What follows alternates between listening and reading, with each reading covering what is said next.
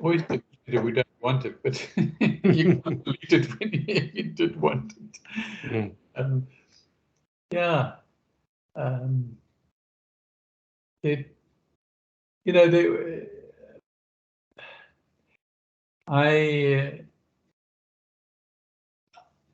on the left artery that goes into the brain, that was blocked, and that was all that was talked about. But what wasn't talked about was the right artery going into the brain was also blocked. And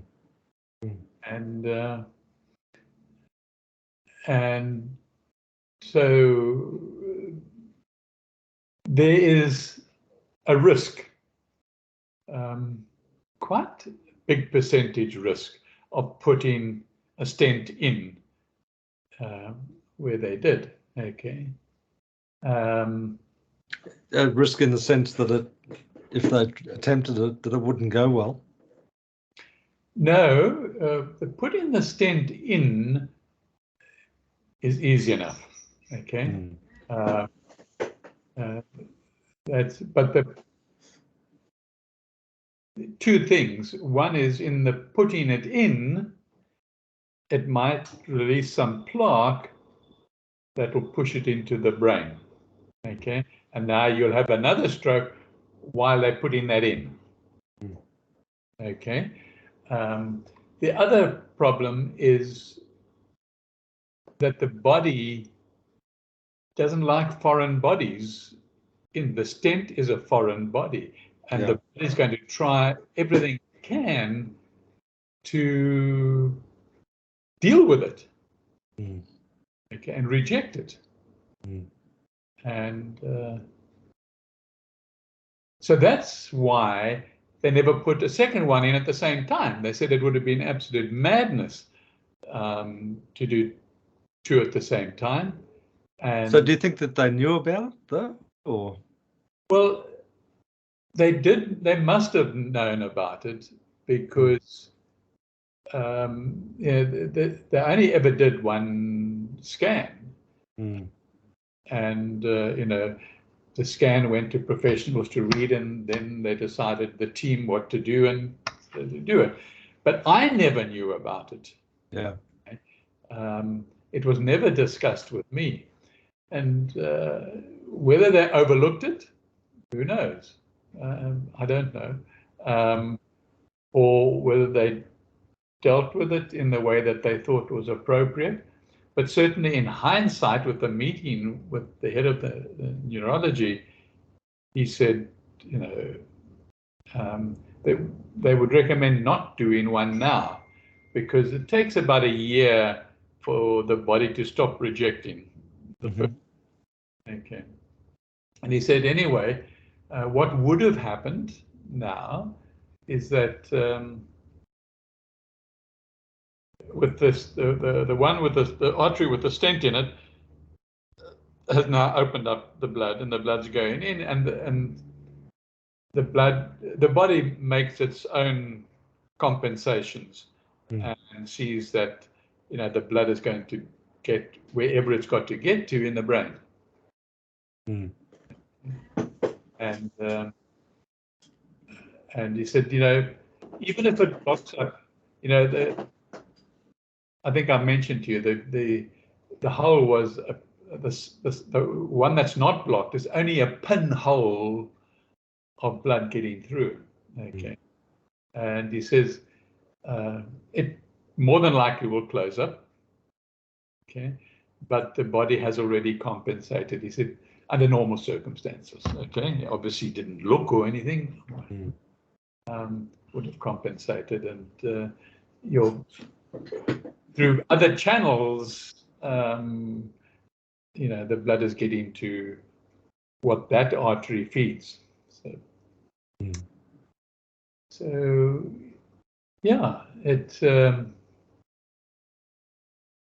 know, you just take it. You've got, there's no alternative. There aren't any alternatives. The only thing in my hands is to ensure that cholesterol and other aspects that clog up the brain, clog up the arteries,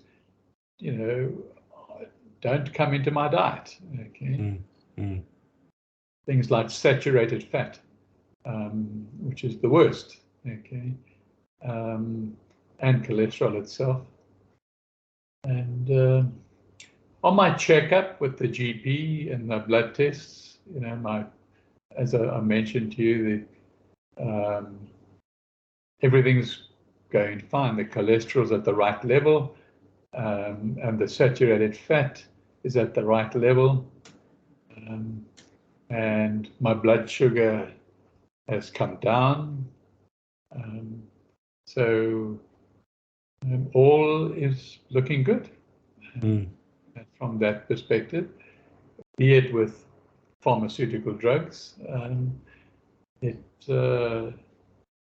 I don't see at my late stage that all this is, that I had any other possibilities open to me.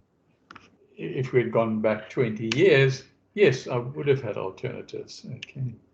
Well, if you went back 20 years, you wouldn't have had the condition, So. Yeah, but I thought I was doing well in 20 years ago. I thought I was onto the right diet, the right things for all aspects. But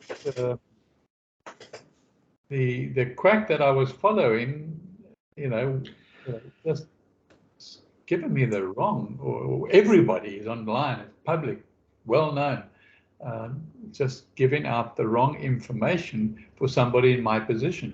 And so anyway, so be it. It is. If I'd had the, let's say that if I went on to a serious, if I knew the dangers of oil, good oil, okay, I would have kept that in really just small quantities, okay. But I didn't. The doc said excess. Anyway, that's enough about me. So, how are you coping with your mom's death? Yeah, it's not too bad. I mean, it's certainly been a wake up in many respects, and by that, I guess I mean, you sort of reflect on, the life that was, and you sort of think, oh, gee, it came and went quickly, even though it was 92 years. Yeah. And it sort of brings up close and personal, I guess, the whole mortality thing. So it is a couple of things. I mean, like Sundays are hard because, I mean, we always did something on Sundays, for the last like 13 years, so I've sort of been thinking hard about, well, what am I going to do on Sundays now? And I've decided at this point anyway that I'm just going to make Sunday a gardening day, just spending time in the garden. And actually the last 4 days I've been out there cutting just about everything, everything that stands in front of me out. And, I want to start afresh, basically. Yeah. So, yes, I've got mountains of stuff that I've cut out of the ground. And I've never worked so hard in all my life, to be honest with you. I reckon I've probably lost about 5 kilograms in the last 4 days. So, and it's all manual labour. It's like swinging a pick and swinging an axe and doing everything by hand. So, yeah. You're taking pictures. You can show me. Not now necessarily, but have you taken some pictures before and after? No, not really before and after, but I've got a couple of pictures I can send to you of the size of the pruning pile. Yeah, do that. You know, it's huge. You know, so I'll have to pay someone to come and take it away. So Yeah. Okay. But so there's been that, and it's also been a period of just thinking about, you know, am I doing what I think's most important, you know, with the days or weeks or years or whatever I've got left, you know. So it's had me like the round trip that I did on the road was probably just under 4,000 kilometres. Wow. Okay.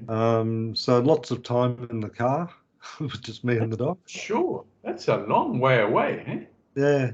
So, but I didn't have the radio on or listen to anything. It was just sitting in silence, driving, and just thinking about life. Do you know where you were going? Where your destination was? Yeah, pretty much. Yeah. Okay. Yeah, well, yes and no. But the GPS it sort of told me where I should be going, but it turned out that it wasn't quite right. But anyway, it doesn't matter. But so yeah, so it's sort of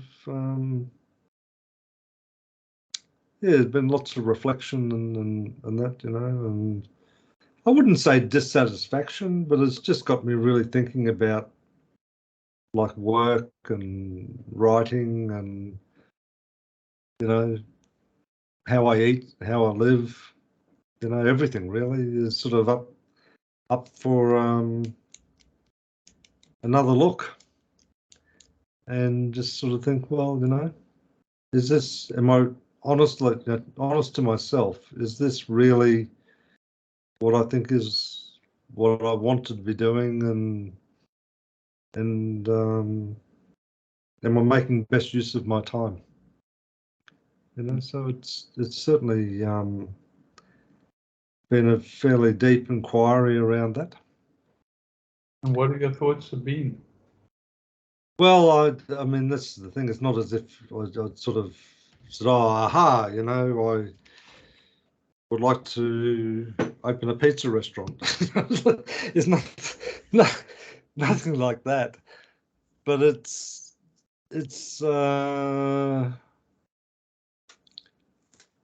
well, probably, I suppose, in one sense, you know, the theme that we were talking about, you know, 2 weeks ago around, you know, prayer and being prayerful and connection and stuff like that. I think it's really reminded me of the importance of a day-to-day experiential relationship with God.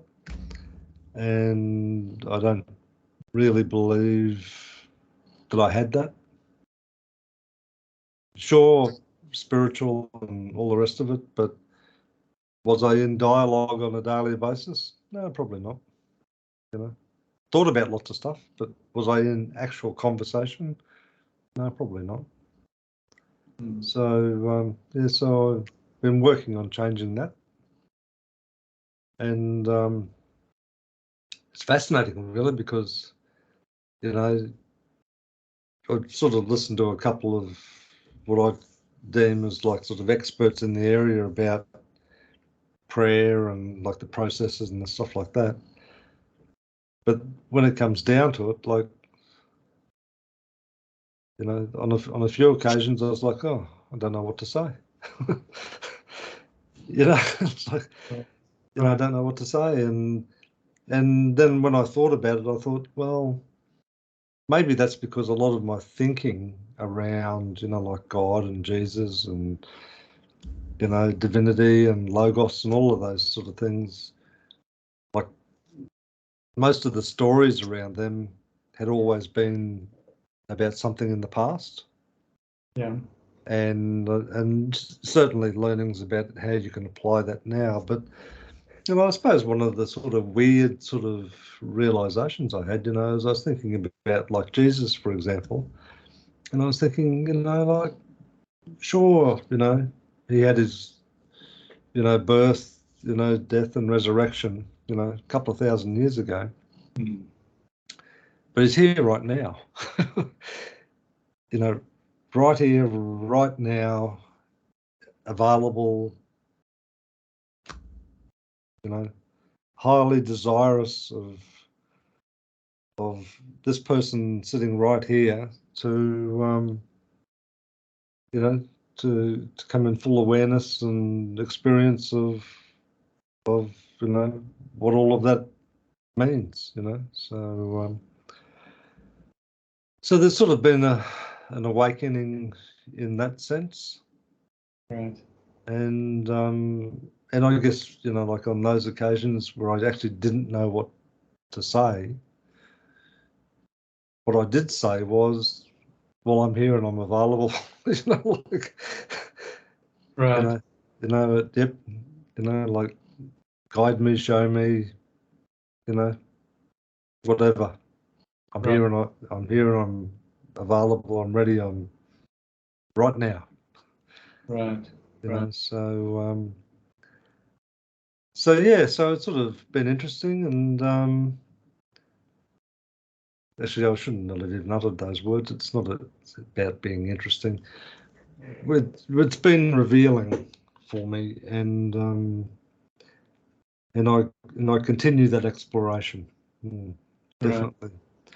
And I feel that the what next, or when next, or, you know, all of those sorts of, or the why next, are questions that I'm happy to take guidance from God. Right. Mm, mm. Mm. Would prefer to, actually. Sure. Sure. And I've just been trying to keep an openness to listening and just seeing what is and what unfolds and what changes, and yeah. In terms of my day-to-day practices, have they changed? Not my spiritual practices as such, but I think what's changed is maybe some of the context around it. Okay. Has become somewhat more personal and real, and rather than just being a practice, it's probably, just trying to think what the best word is to characterize. Probably more characterized as a worship, I guess. You know, so yeah, a bit hard to describe, but yeah. So no, there's been a lot going on, and lots of sort of contemplation, and just sort of trying to be as open as possible about, you know, what might unfold next, and that's not in response to, I mean, it would have been, it would be very easy for me just to carry on doing what I was doing before. Sure. Except on Sunday, you know, instead of going to see Mum, I go and play in the garden, you know. But just stop there for a minute, okay? You know, for all these years, you've gone to see your mother on a Sunday. Why? Just the thought was, surely it's your role now to be a father and a grandfather on a Sunday. Oh, absolutely. Yeah, no, absolutely. Yeah. Well, whether it's on a Sunday or not. And it's sort of ironic you say that too, because one of my sons called me last night and he's like, oh, this is, you know, how would I feel about, you know, like he's like mad on cars, and you know, he's got sort of an IT background and that sort of thing. He's like, how'd you feel about if we started a project together? I said, sure. You know, like, Right. absolutely, you know, like, you know, what do you have in mind? You know, so yeah. Okay. You know, yeah, count me in. Let me know the details. A business project or a hobby project? Well, both. You know, like, he had this idea that, like, for old, well, he just termed it as projects, and what he meant by that is like old machinery or old cars or old whatever. Mm. And by old, he's sort of talking about 30 years plus, Yeah. And basically building a website where you get like the parts diagrams for all of these old cars or tractors or whatever. And it's almost like an aggregation site in that you can, from the parts diagrams, tell people where they can source these things. Okay. So not actually selling anything, but so it's like one of those websites where for every referral that results in a sale, that you get a commission. So. Mm. And he sort of has done a little bit of research himself, and he said, like, there's really no one doing it. Like if you're passionate about a particular project, then you spend a whole lot of time researching about where can I get these parts and what are compatible things and that. He said what a lot of people don't realise is like with tractors and even cars, that the parts bins that they used were servicing multiple brands and cars in America and cars in Australia and no doubt South Africa. And Yeah. he said, so, he said, like, to give an example, there's like a fitting that holds the spare wheel down, in a certain model of Holden. He says, but that part's identical as to what holds the spare wheel down in a Cadillac. And that part's also identical to the part that they use in a Ford, and it's identical, so he's sort of saying that, like, oh, well, from a project person, so I'm looking for this part for my Ford, and they're sort of vigorously trying to find this part. He says, well, actually, you might have difficulty finding it under a Ford, but what you don't realise is that it's identical to all these other ones, and you can sort of, in the parts diagram, sort of have like well, there's a cross reference for this part, and this is where you get them, Yeah. So, yeah. So that was the sort of idea about something that he sees as an opportunity, and thought that we could, do that. And then the other thing was more in the hobby area. He just sort of said, why don't we just do a project together ourselves, so. Yeah. Like an old car or something like that, and just restore it or whatever. And I said, yeah, no, I'm up for anything at the moment. So, yeah, Yeah. as long as we're doing it together, that's the main thing. That's my only criteria. Right. Okay. I agree. Okay. So, yeah, that's the start of a closer relationship. Huh? Yeah, very much so. Yeah. Yeah. Yeah. So if I don't garden on Sunday, I'll garden on Monday. You are going to go back to work though, aren't you? Yeah, I am, but I mean, even that I've sort of been thinking about a lot, and like the terminology has come to mind is that I think I'm being massively underutilized doing what I'm doing, and maybe it's time to go back into like a general management type role, but one that only requires like a part-time general manager or something like that, so who might work, 3 days a week or something like that, so. Yeah. And the pragmatic reality of that is I'd probably earn equal to or more than what I'm earning now, but realistically, Same company or with the same company or no, just doing something else. Yeah, and and doing what I'm good at, so yeah.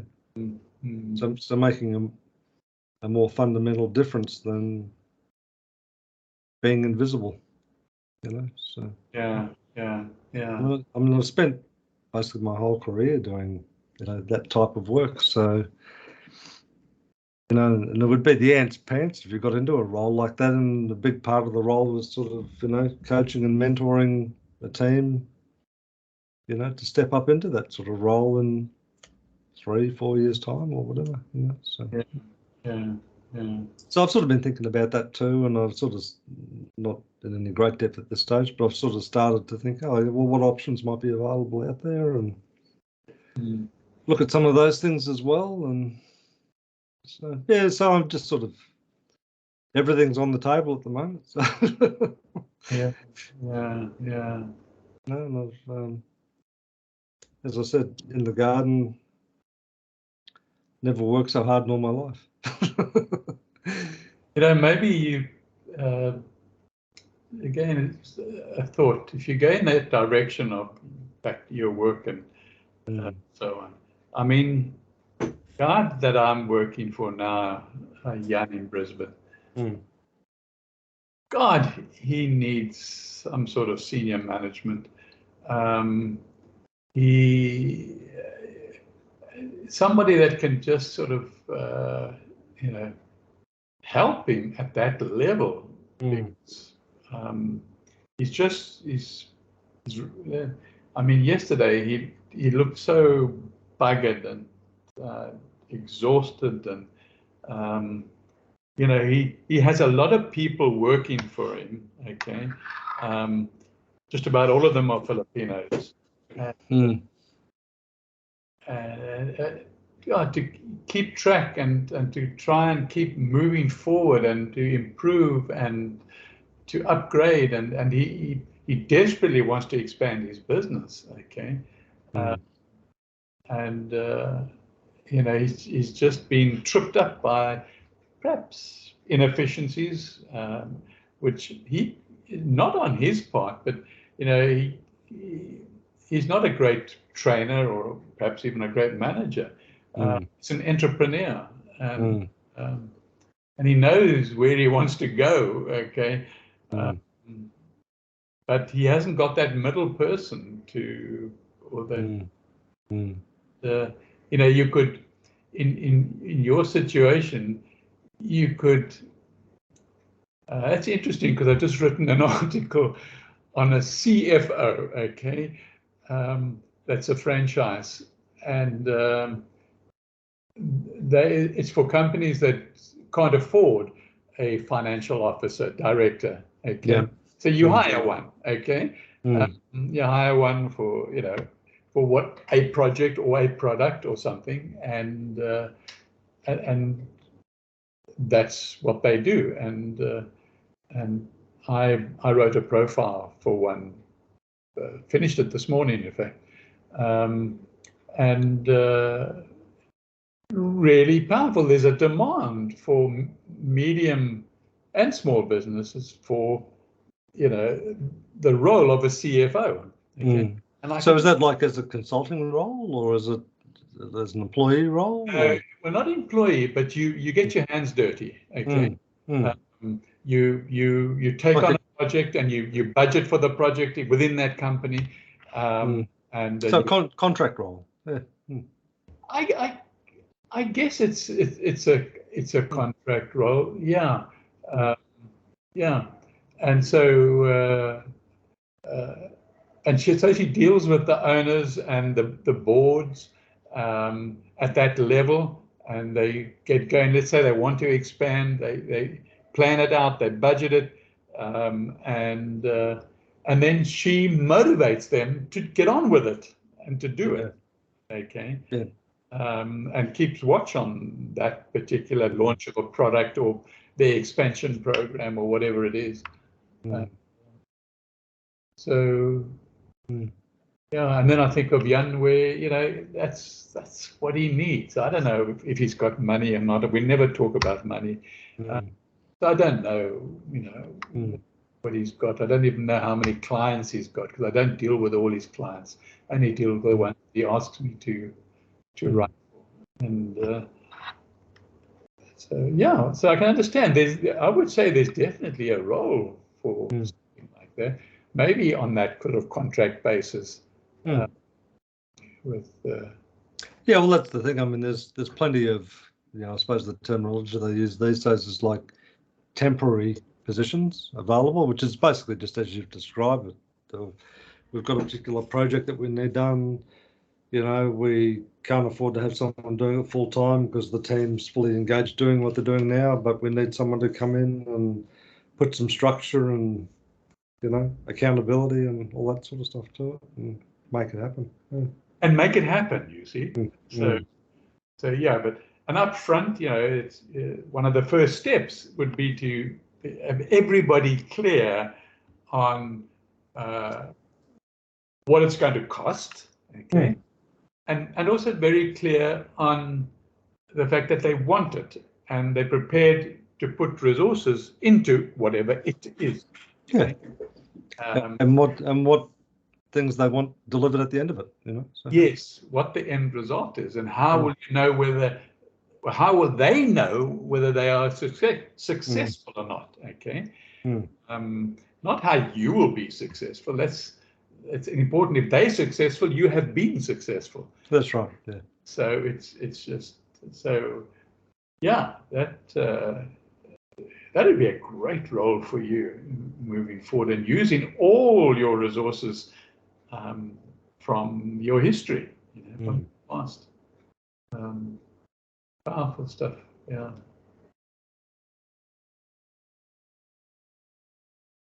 I had no idea that would have this effect on me. But I shouldn't be surprised. You should take Jan for a cup of coffee and tell him about my conversation. Tell him what I've said. Yeah. Yeah, I mean. Yeah, well, that's right. Nothing ventured, nothing gained. Yeah, then you get a feel of the problems that are confronting you with other people as well. Yeah.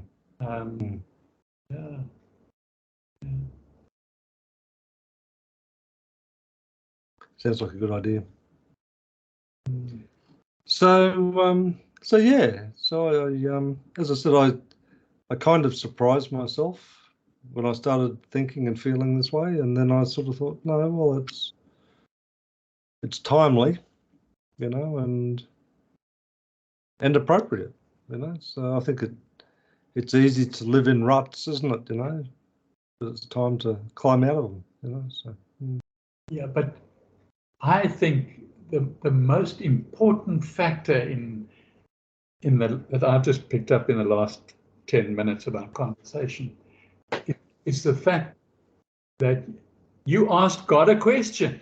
Okay, you know, where to now? What do you want me to do? I'm open. Okay, okay, and now you're thinking about going into this work. Do you think that's coincidence? That's God talking to you, man. Okay. And that's the way he works. You know, you can't come down and, you know, and shake your hand. Okay. But he gets your thoughts. He gets thoughts put in, and you probably talk to your son, and things start happening, and you know, one leads to another, and you know, this time next year you're in a totally different world. Okay.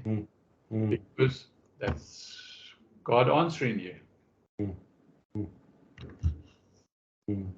Absolutely. Get off your ass and do it. Well, that's what I'm hearing. That's what I'm hearing. Yeah, I think you've just answered the question that you wanted to talk about 2 weeks ago or 3 weeks ago. What is prayer? Okay. I think you've just answered the question. Yeah, I think I have too.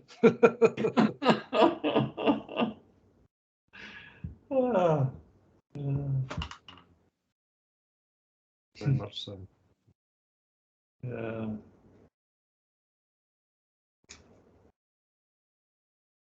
So true. So what else have you been up to? Tell me, you know, you've been busy doing your writing and all that sort of stuff still, and I'm developed good relationships with AI, have you? Yeah, I think I was thinking this morning because I lost my temper yesterday in a meeting, and I It wasn't Get Set Up, was it? No, it wasn't GetSetter. No, they don't talk to you, so you don't get to talk to them. No, it was, Jan, and he had one of his Filipinos in the meeting, and the meeting was supposed to go certain content, but because somebody didn't turn up to the meeting, it went in a different direction. And anyway, but be what it may. But it's the first time for many, many, many years that I've lost my temper, and I'm not proud of it. Okay, I was so stressed. I thought, oh my God, I think I must just phone Sue, because this stress is not going to be good for my arteries and my brain. Okay, and I realized that. I just picked up the phone and I phoned her, and she got in the car straight away and came through, and we started chatting, and I started calming down and so on. But anyway, from that, this morning, I slept well last night, because when I'm emotional, I tend to eat carbohydrates, okay, junk carbohydrates, okay. That seems to calm me down, okay. And so I ate plenty last junk carbohydrates, and I slept well because of that, interestingly enough. So give me an example of a food that's a junk carbohydrate. Biscuits. Okay, yeah. Is a good white bread, and yeah. But that's basically it. Anything that's man-made with processed, anything that's man-made with refined things. Yeah. So I woke up this morning, slept well, and I thought to myself, okay, why? Okay, what other question could I ask myself but why? That's right. I mean, as the creator and owner of the Plumstead methodology, I mean, what else could you possibly do? Yeah, and you mentioned a moment ago, that's what really made me think of it. You mentioned AI, and I thought, since I've been working and using AI almost 100% in Jan's business, and he knows that. I mean, we talk about, he sends me different AIs and all sorts of things. I seem to have lost something. And there's no creativity, maybe is the right word. There's no relationship with the content that you're writing, okay? Because you're not writing it, okay? Or you're getting it from different sources of AI, and you're putting it together, and you grammatically changing it and stuff like that. But and I thought, this morning, is that where I want to be? Okay. Jan needs to be there, I think, because more and more of his Filipinos could be using AI and saving an enormous amount of time, because they do, up to now, they do their research. So each Filipino has maybe 3 clients, and they spend their time researching topics relating to that client, and then put a caption on the article, and they post the article on LinkedIn, and that's their job. Okay, so they just produce content for LinkedIn or social media or whatever, do they? Yeah. All over. Okay, and so I'm not involved in that side of things. Okay, that's what he does. That's what he does for his clients. Okay, what I do for him is very different. But I'm still now, for him, I'm still using the AI, and so the thought this morning was, maybe it was an accumulation of subconsciously all these things that I lost my temper, okay, because I'm disgusted with myself, but then I say, okay, it happened for a reason. I don't know what the reason is because I'm asking myself the why now, and I'm working with the different whys that come up. And you asked a moment ago as well, how's your writing, or how's the writing going? It's not going. I'm not writing. Okay. And I, even if I try, which this last weekend I did, it was like emptiness. There wasn't anything there that I could sort of draw on. It was terrible.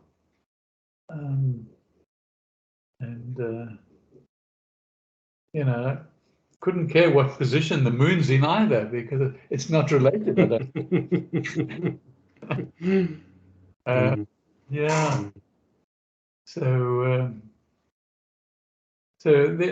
this might be heading in a certain direction. I'm not sure. From my perspective, from my there's nothing on the horizon. If it changes, either that or I've got to find a different way to work with the AI, because it's definitely this. You're probably not aware, having been away, but the last 2 weeks it's just been an explosion across the world of different AIs. Okay, this AI will. I mean, I was watching a video. Was it 2 nights ago, where you just put in, you get the AI to draw you a picture, put in whatever, a certain type of penguin. And oh my God, instantaneously, there was this beautiful picture. It looked like it was almost alive, okay, of this type of penguin. Okay.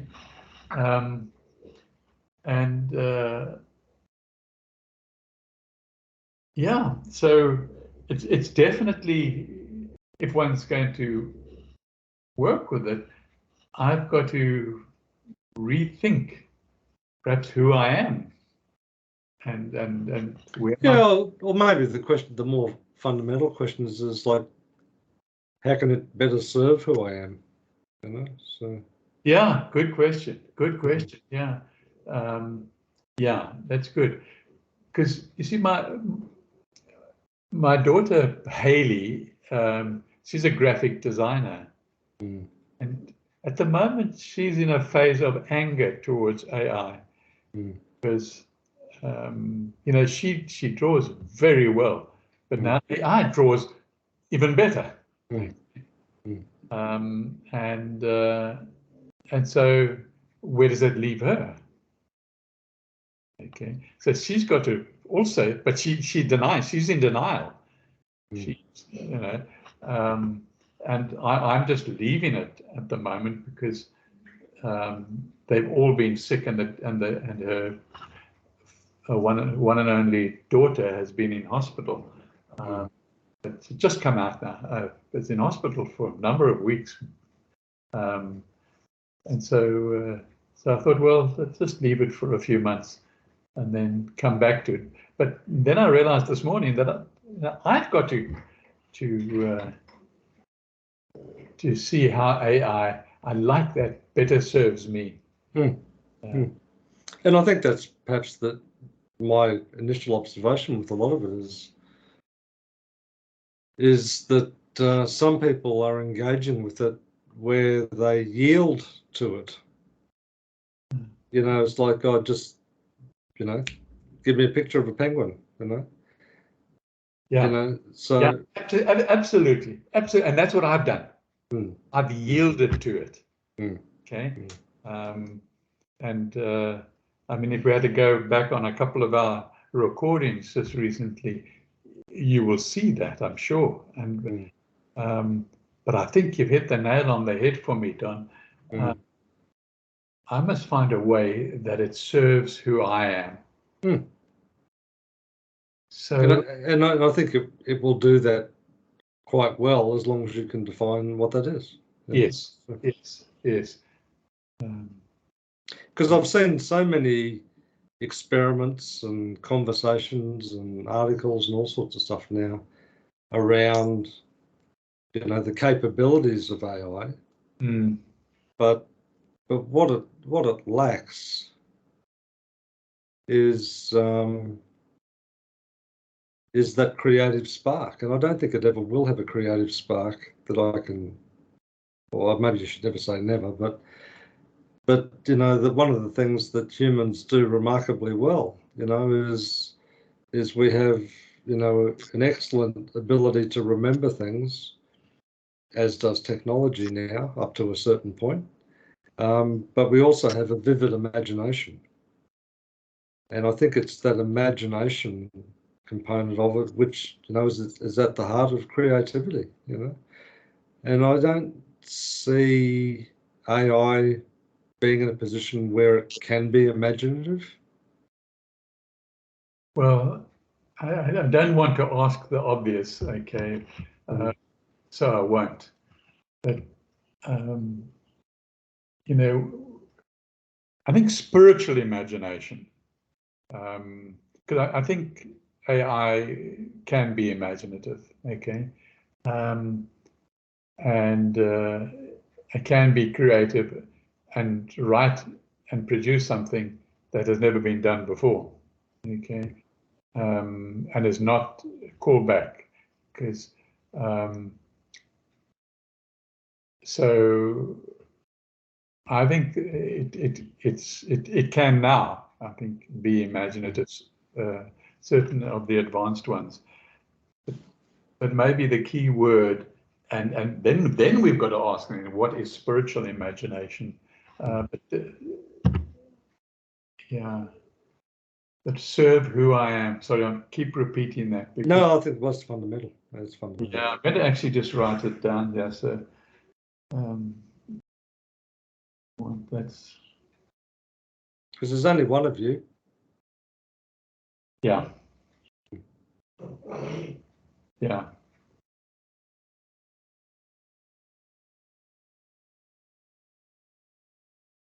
Yeah. No sleep for you tonight. Sorry? I said no sleep for you tonight. Yeah. So now through prayer, there's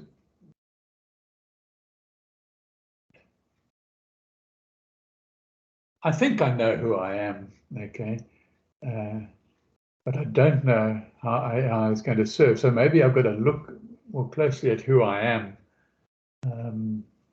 and I've got plenty of writing on an annual basis going back for a long, long time, telling me, writing me down at that moment, defining who I am. And I've just recently read a book by an Australian author. Let me just get the book. I think it's right here. I'm just going to go away for a minute. Just hold on.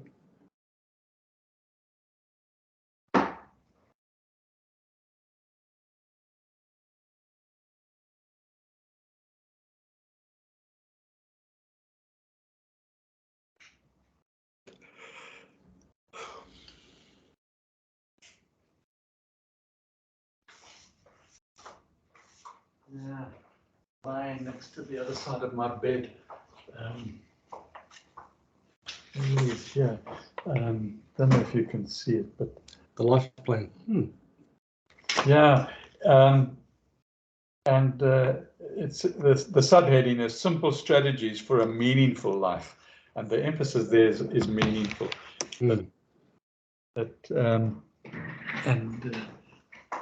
So it's something that I've always done, and I think that to get it into context of this conversation and AI is going to be really interesting and exciting because it's the answer.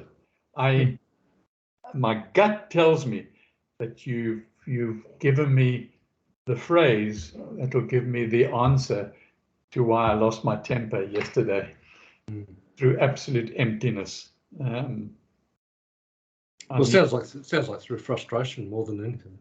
Yeah, but I didn't identify the frustration. It was, I mean, I can now see, but yesterday I couldn't see that it was frustration. And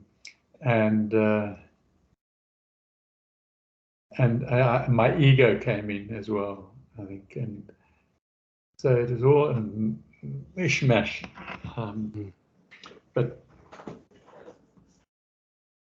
But I guess it happened for a reason. Not I guess, everything happens for a reason.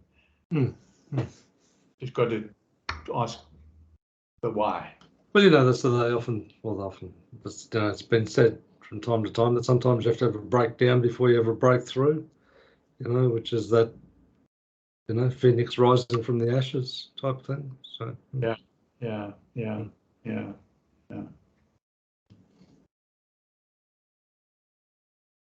I think this is a perfect place to stop the conversation. It's been a great conversation, actually. Yeah, it really has. And I'm glad you're back home after 4,000 kilometers traveling. Okay. It was terrible when I didn't hear from you. You know, I had all sorts of horrible thoughts come in my mind. Oh yeah, no, I tried desperately to make contact with you, but I just had no means. Anyway, until you've got a lot to do now and get on with it as well, huh? A lot of thinking and planning, and you're going to start a new thing with your son. That's great, absolutely great, and perhaps a new career. That's marvelous. Don, have a great evening. You too, and enjoy your Easter too. Thanks.